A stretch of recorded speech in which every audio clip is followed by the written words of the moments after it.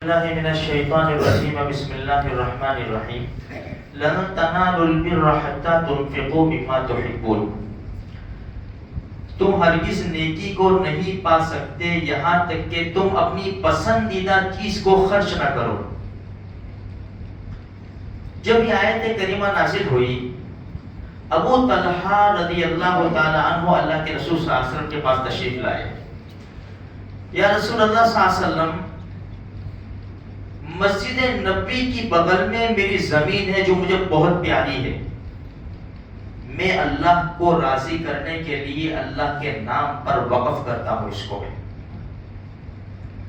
عمر ابن خطاب رضی اللہ تعالیٰ عنہ کو خیبر کی اتنی بہترین زمین ملی، فرماتے ہیں، خود فرماتے ہیں، ایسا مال مجھے کبھی حاصل نہیں ہوا.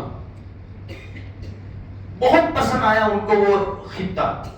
فوراً اللہ کے رسول کے پاس مشورے کے لیے آئے، کیا کروں میں؟ خیر انہوں نے وقف کی. اللہ کے رسول صلی اللہ علیہ وسلم مدینہ منورہ میں تشریف لائے، مسجد قباء بنائی. پھر کچھ دنوں کے بعد مدینہ منورہ تشریف لائے تو جو حصہ مسجد نبوی کا ہے 2 یتیم بچوں کی تھی.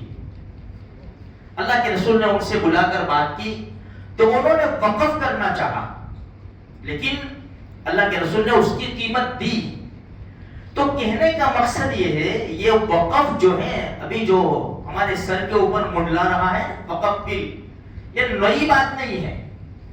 یہ اللہ کے رسول صلی اللہ علیہ وسلم کے زمانے سے چلا آ رہا ہے. اچھا، وقف کس کو کہتے ہیں؟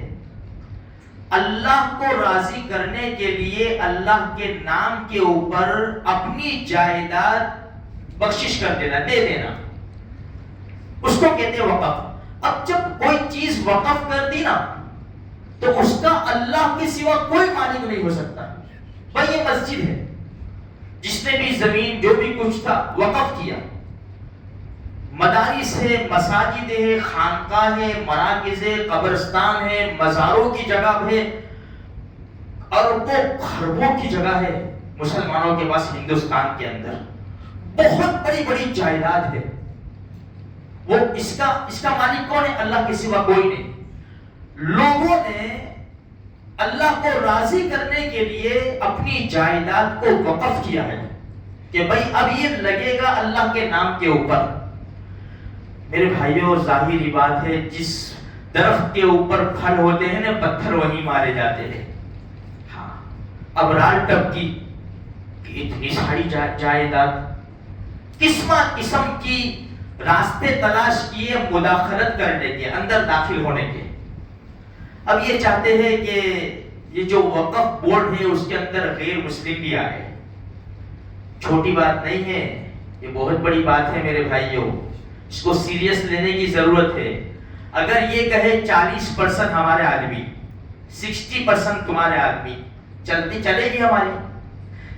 یہ زمین ہے، وہ کہیں گے کہ بھائی 40% تو ہم ہیں نا، ایک کام کرو 60% میں مسجد بناؤ، 40% میں مندر بناتے ہیں اللہ کی زمین کے اوپر. بھائی یہ جب ڈول پھرتی ہے، چلو ہم کچھ نہیں تو 10 کی نوٹ ڈال دیتے ہیں نا. اگر یہ مسجد کمیٹی والے ایسا کہے کہ بھائی 6 روپے مسجد میں لگیں گے نا 4 روپے مندر میں لگیں گے، برداشت ہوگا؟ 4 روپے برداشت ہوگا؟ 10 کی نوٹ کا مالک تو میں ہوں، میں نے وقف کی. بہت بڑی بڑی جائیداد ہے. اچھا، اب ان کی دال ٹپکی ہے، یہ بل پاس کرنا چاہتے ہیں. الحمدللہ اللہ ان مسلمانوں کو جو جس طرح بھی محنت کر رہے ہیں، اللہ ان کو دنیا آخرت میں بہترین بدلہ نصیب فرماوے. اپنے فائدے کے لیے نہیں کر رہے. امت اگر یہ بل پاس ہو جاتا ہے نا، ہمارا دامن خالی، گئے خلاص. اس لیے ہمیں اب کیا کرنا ہے؟ دیکھو جمعہ مسجد میں بھی میں نے یہی اعلان کیا، الحمدللہ ثم الحمدللہ بھیڑ لگ گئی ہے. بہت آسان، نوجوان بھی جانتے ہیں جو سوشل میڈیا کے اوپر ہے، اسکینر ایک دیا ہے.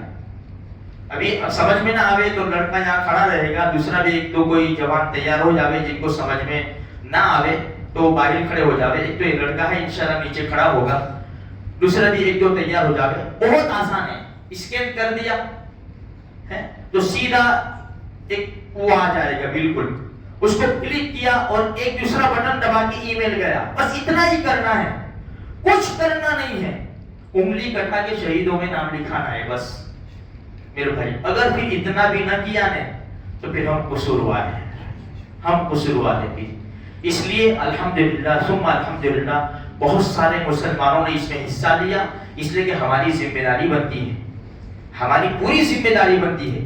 ہماری نسلوں کے ایمان کا مسئلہ ہے. اگر ہماری جائیداد کے اوپر چھوٹا بھی مندر بنا دیا, کچھ بھی کر دیا, تو ہماری نسل کا کیا ہے؟ یہ دیکھو, یہ جو مغرب کی اذان کے وقت یہ سب جو بجتے ہیں نا, ہماری اولاد کاٹی ہو گئی ہے گھروں کے اندر. آپ کو معلوم ہو تو پورے وادی کے علاقے میں وہاں سے آواز آ رہی ہے, بچے وہ گا رہے بچے. اتنا خراب اثر پڑتا ہے میرے بھائیوں. بہت زیادہ فکر کی ضرورت ہے. ایک تو یہ کام کریں, اسکین کر کے ای میل روانہ کریں, دعائیں بھی کریں اللہ تبارک و تعالیٰ سے, سب کا خیرات کریں میرے بھائیوں. تہجد میں اٹھ کے 2 رکعت پڑھ کے اللہ سے مانگے کچھ نہ کچھ, کسی بھی طرح یہ راستے سے وہ راستے سے وہ راستے سے جہاں کچھ دیکھا کہ گھسنے کی کوشش کی. اب ان کو وقف کے مسائل کا کیا پتا؟ اب مسلمانوں کو پتا نہیں ہے بھائی 2 رکعت نماز, بھائی سجدہ سہو کب واجب ہوگا, کس وجہ سے ہوگا, تم کو کیا پتا؟ جب تم نماز پڑھتے نہیں ہیں تو تم نماز میں مداخلت کیوں کرتے ہو؟ جب تم کو وقف کا کچھ معلوم ہی نہیں ہے, یہ مسلمانوں کا مسئلہ ہے. بھائی طلاق تو مسلمانوں کا مسئلہ ہے, یہ سارے مسائل مسلمانوں کے, حجاب تو مسلمانوں کا مسئلہ ہے. تو یہ تو ہم چھوڑ لیں گے نا آپس میں, ہماری شریعت کا مسئلہ ہے یہ.